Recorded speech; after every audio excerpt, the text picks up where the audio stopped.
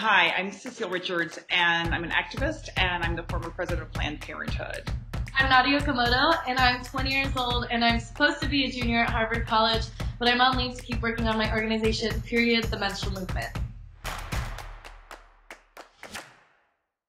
So where am I seeing you, actually, Nadya?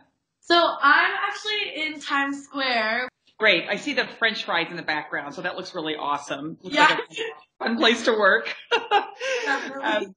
So it was so great to meet you at Teen Vogue, and I'm really excited to learn more because what you started is amazing. So can you talk a little bit about Period and how you started it?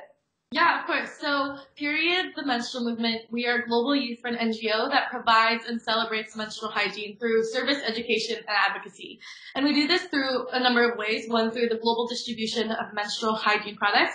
And then we also push for social and systemic change towards menstrual equity. So we try to change the way people think and talk about periods to be more positive, normalized, and even celebratory. And we're starting to work in policy on campuses and then from the local, state, and federal level to get period products to be free and accessible to all menstruators, regardless of socioeconomic status.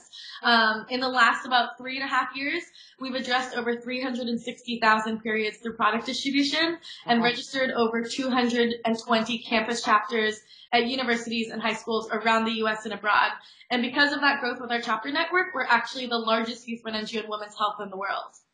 Amazing.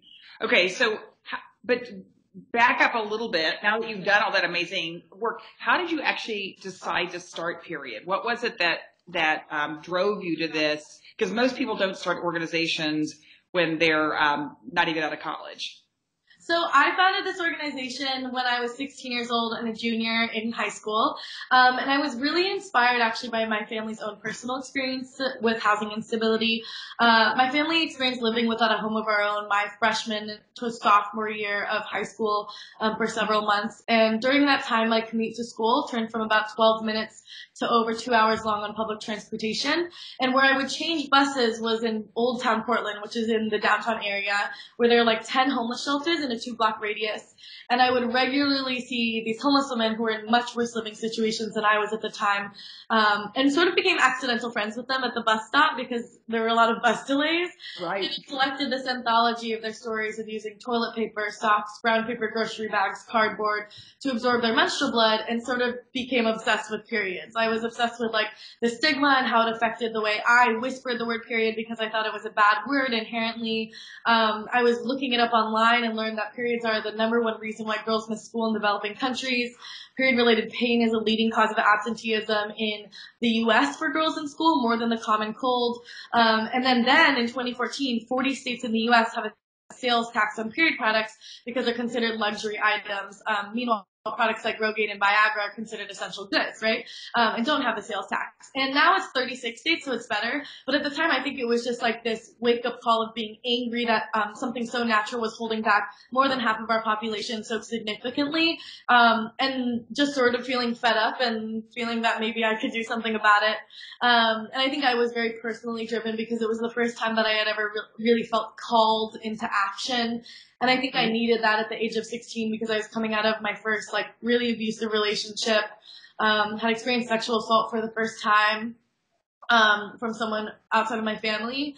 And I think like that had made me really confused about my self-worth. And it was suddenly thinking about periods where I felt like I have something more to offer the world. And I think it was a really big saving grace that I needed.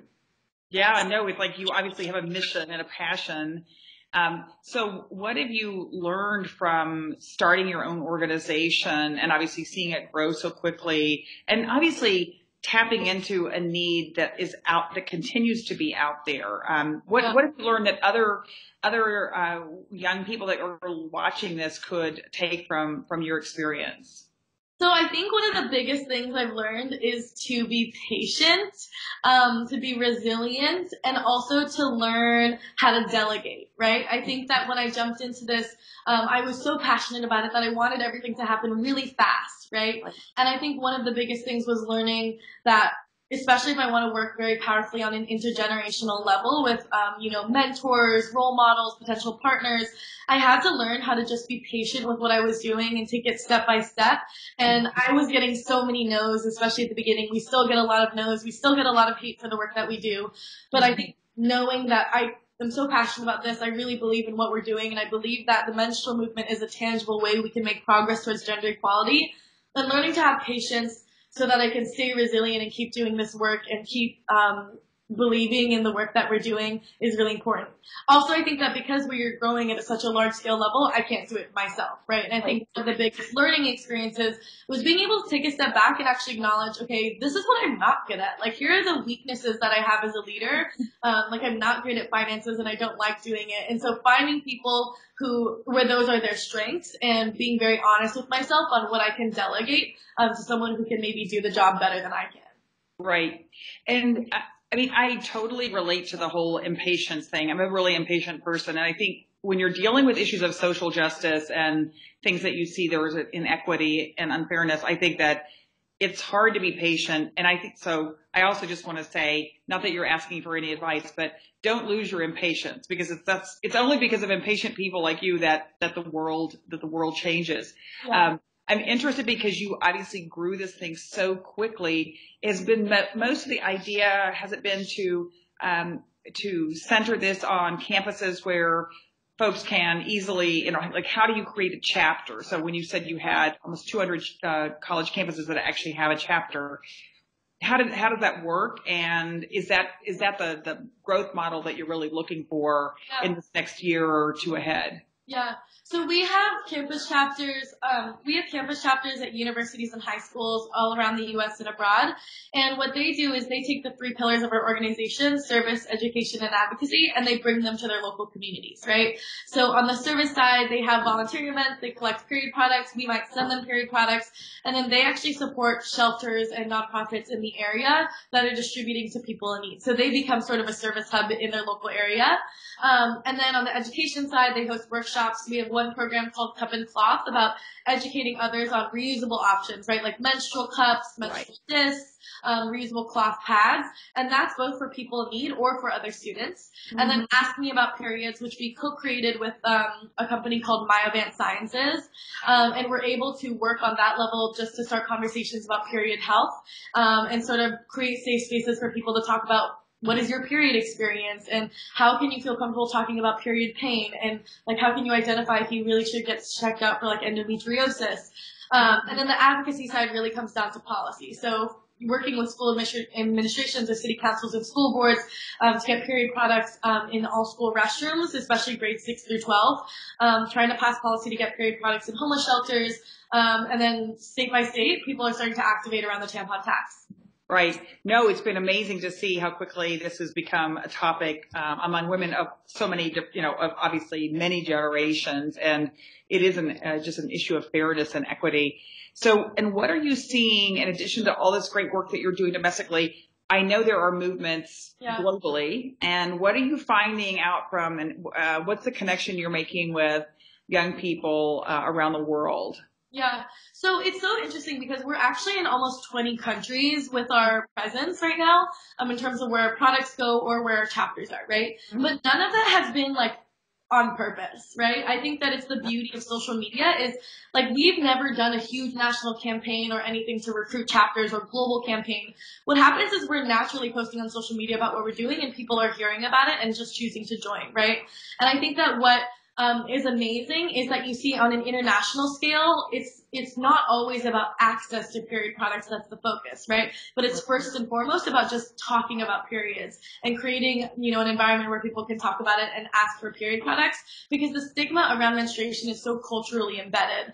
And that's actually something I touch on a lot in my book. My first book comes out in about less than a month, called Period Power, A Manifesto for the Menstrual Movement. And with my book coming out, I think that one of the things we've been really thinking about is like how we as U.S. activists can partner with people internationally without overstepping when we don't know the area and we don't know the demographic or the culture. Right. Wow, that's really exciting. And what have you found as a startup and obviously an idea that is so compelling? How are you working with other allies? What do you feel like other allies can do to work and support your movement? Anything that you would like folks to know about ways in which they can be supportive or partners? Yeah. So I think this is one of the things that sets Period apart, and our way we engage in the menstrual movement is we try to not have any competition with anyone else in the space, right? I think that with nonprofits, it's very easy to get competitive with each other when you have similar missions, right? Because you're fighting for the same press visibility, the same audiences, the same sources of funding oftentimes. But what we may do as a commitment to the work that we're doing is we try to view everyone who's in the space of women's health or reproductive rights as not competition, but potential allies in periods, right? And so what we do is we partner with other nonprofits, we partner with other brands. What's unique about Period actually is we have the most diverse array of sponsors in terms of who's funding the organization and who's making our events possible and our activations possible. So we work with competitors like Tampax, You by Kotex, Always, Diva Cup, Lunette Cup, Lena Cup, and I think being able to pull all of them in and say, we're all here for the menstrual movement. It's not about competition. It's not about fighting for visibility. We're all here to talk about periods and support young people in this movement. And I think that that's one of the ways we've been really able to, embrace this idea of collaboration. And so obviously, having these, as you talk about the stigma and the shame that has unfortunately been part of women's health and reproductive health forever, I assume that this also sort of begins to have conversations with folks about not just periods and menstrual ending stigma, but just the whole reproductive array of issues that young people in particular are dealing with.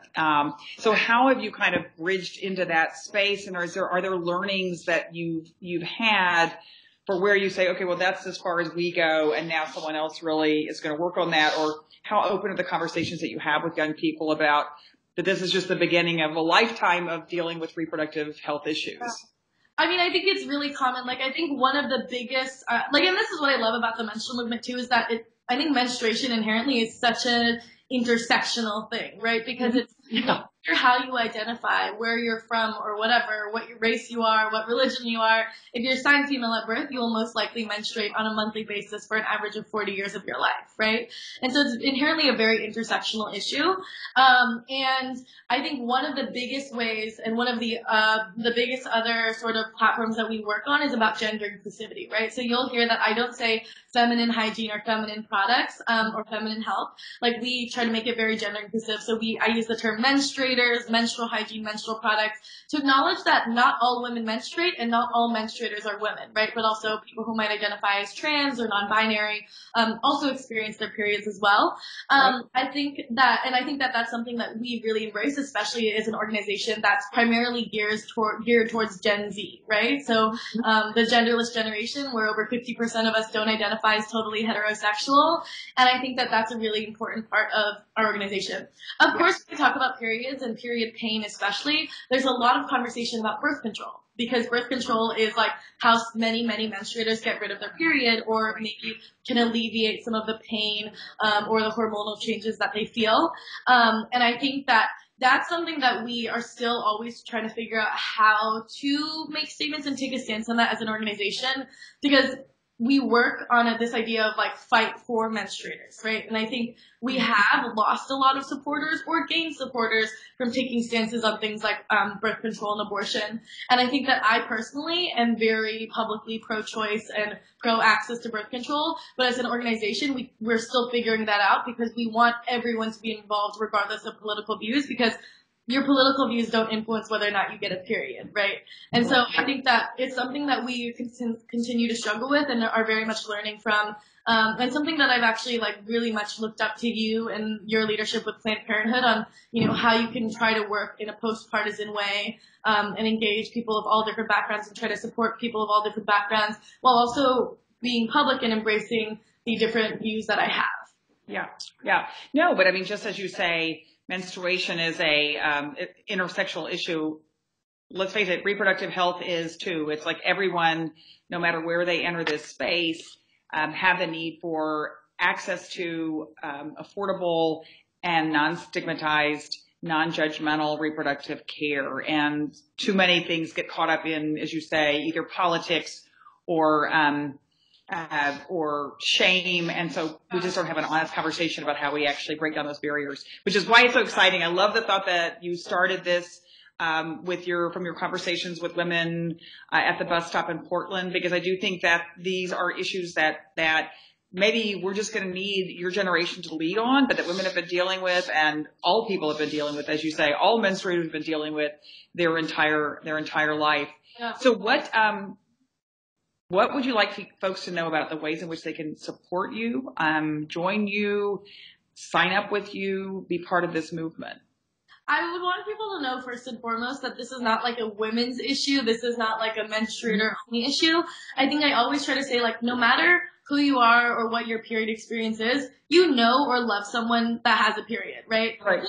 You're here because menstruation makes human life and reproduction possible, right? Right. So I think the biggest thing I always try to say is, whether or not you get a period doesn't influence the potential of what you can offer to the menstrual movement. So that's what I want to say first and foremost. Mm-hmm. And I think that, like, getting involved in the menstrual movement can be as simple as turning to your neighbor or your friend and saying, what is period poverty? Why does it still exist? And, how can we break the stigma around menstruation? And just starting conversations about it is the first step, right? But I think that going forward, there are very easy ways that you can make short-term and even long-term change in the menstrual movement. Short-term being, buy period products, collect period products, donate them to a local shelter, right? Because I think people don't always think of menstruation as something to support for homeless menstruators specifically. On a long-term level, I think that there are policy initiatives both on a local level and state level that are very tangible and happening right now to get period products to be accessible for all people regardless of socioeconomic background. And that's actually something Period is very much working with different brands on the policy level.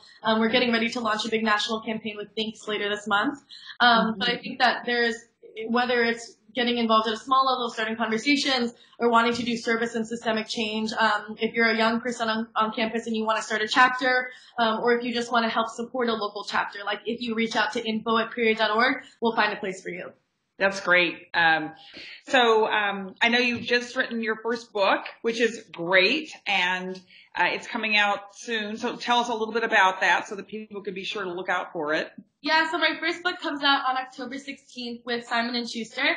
It's called Period Power, a manifesto for the menstrual movement. And I was really excited by the Riot Girl manifesto, Red Stocking manifesto of the 1960s movement.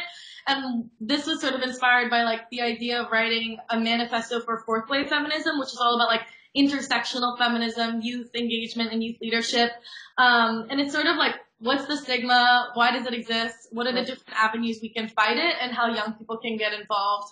And so that comes out soon, and I'm honestly terrified, but I'm also very excited for it. So it'll be great. Yeah. So I finished the audiobook recording this morning, and so it's starting to feel very real. Yeah, that's great. That's great. So you recorded the book yourself for your audio. Yeah. So I just finished my 15th hour of it this morning at their studios today. That's so great. And I hope you'll tell people about that, because I know a lot of folks obviously listen now to books on audio, and the fact that you read it yourself means so much. I'm hoping. So we'll see. Yeah. And I gave your assistant a copy of it, one of the. Oh, great. Because it would be a dream if you could blurb it, but it's I know you're very busy, so if you're great, that would be a dream. Oh, fantastic. Okay, I'll look for it. And yeah, so good luck on the book sales, and we'll definitely tweet it out and all that. And I guess the last question I'll ask before we sign off here is the question I'm sure you'll get asked by everyone, which is, do you want to run for office? Because we need more people like you in office. So I actually ran for office last year. So I ran for Cambridge City Council when I was a Harvard freshman, and I was really passionate about housing affordability. And we ran with as one candidate in a field of 26 progressive candidates, right? 9 spots, and running for office was one of the most exhausting, terrifying, but most meaningful experiences of my life. It was the first time that I had sort of been hated on for my identity on a really, really vicious level. But also had to stand up for myself on why I thought young people should have a voice in politics. Right. And I think that it was a huge learning experience. I don't have any regrets about it. And especially since we made history with student and youth turnout in the city. And I'm excited right now now I don't have any plans to run for office, but I'm really excited to keep supporting other young women, especially women of color who are running for office. And I think that we need that going forward, especially. Yeah. No, and there's been some exciting wins, including in Massachusetts, obviously, of, women of color running this time. So, well, great. So we'll just kind of keep that on hold, but know that maybe we'll all have a chance to vote for you for some really high office. Well, I'm hoping to vote for you. I'm just Well, Nadia, you're infectious in the sense of like your enthusiasm and I think evangelism for menstruators, for talking about menstruation, making sure that I think that you're exactly right. This is this is a poverty issue. But I can't end this without just saying on behalf of, after my 12 years at Planned Parenthood, what a welcome development this is. And I hope in whatever ways that Planned Parenthood as a healthcare provider or an advocate can be an ally and learn from you and work with you and support you. I know that there is an enormous amount of excitement and enthusiasm for what you built and what you're building. And I love the fact that it is really focused on building grassroots power and advocacy and access. To me, that change happens. Thank you so much. That literally means the world to me. You're a huge role model for me and so many young activists, especially in this space. So thank you for all you've done and what you continue to do as well.